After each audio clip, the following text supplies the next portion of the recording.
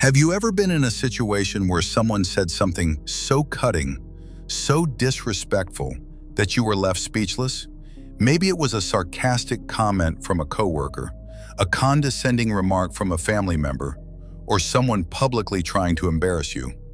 Your mind goes blank, your heart races, and hours later you're still replaying that moment, thinking of all the things you wish you had said.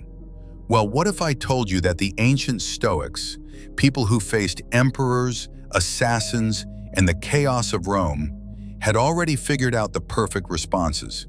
These aren't just clever comebacks, they're weapons of wisdom that can shut down any argument while keeping your dignity intact.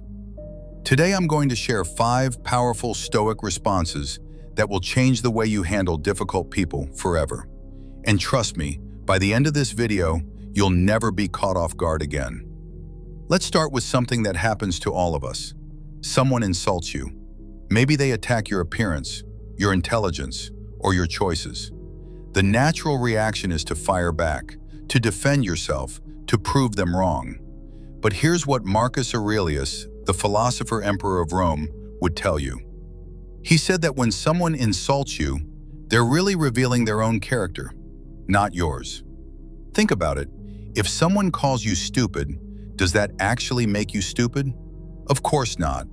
Their words don't change who you are. They only show who they are. So the first comeback is simple but devastating. When someone insults you, look them in the eye and calmly say, "Your opinion of me doesn't define me, but it says everything about you." This response does something brilliant.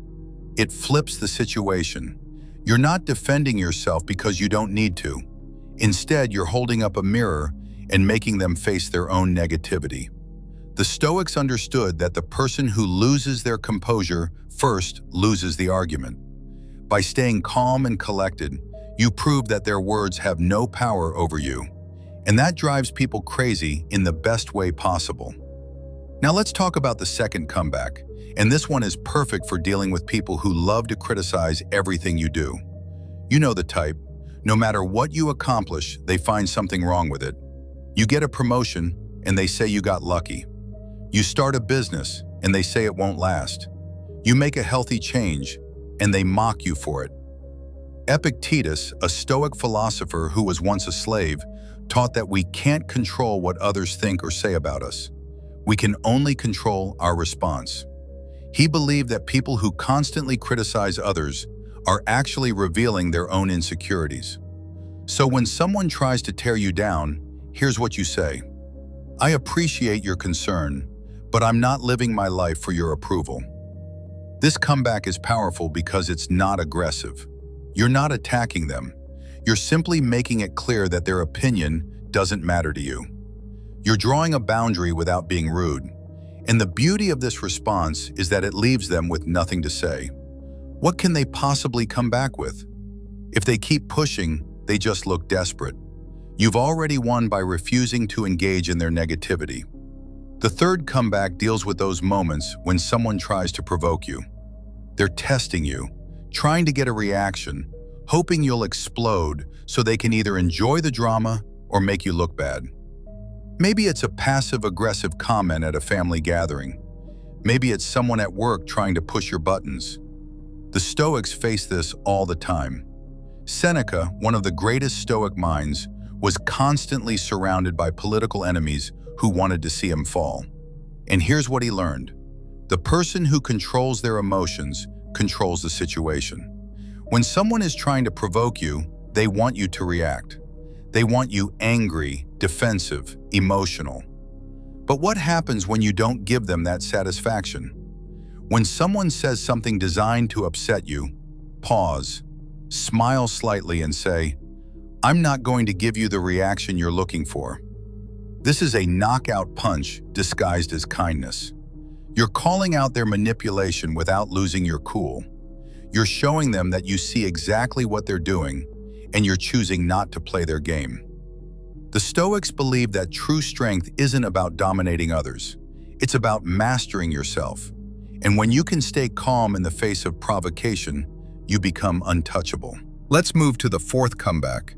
And this one is for dealing with people who refuse to let go of your past mistakes. We all have things we're not proud of. Maybe you made a bad decision years ago. Maybe you hurt someone, apologized, and tried to move on.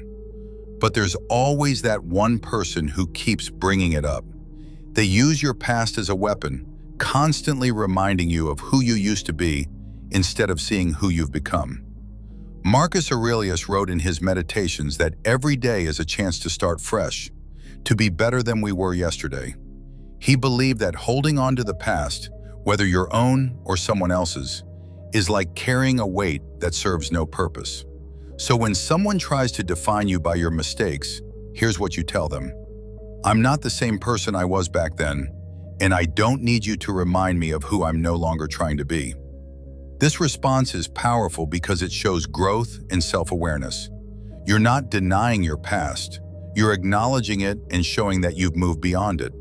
And the person bringing it up, they're stuck in the past while you've already evolved. The Stoics taught that we should judge people by their current actions, not their history. And when you embody that principle, you free yourself from the chains of guilt and shame. Now for the fifth and final comeback, and this might be the most important one. This is for those situations where someone is trying to drag you into an argument that doesn't matter. Maybe it's a pointless debate on social media. Maybe it's someone trying to pull you into gossip or drama. Maybe it's a family member who wants to rehash the same old disagreements. Epictetus had a simple rule.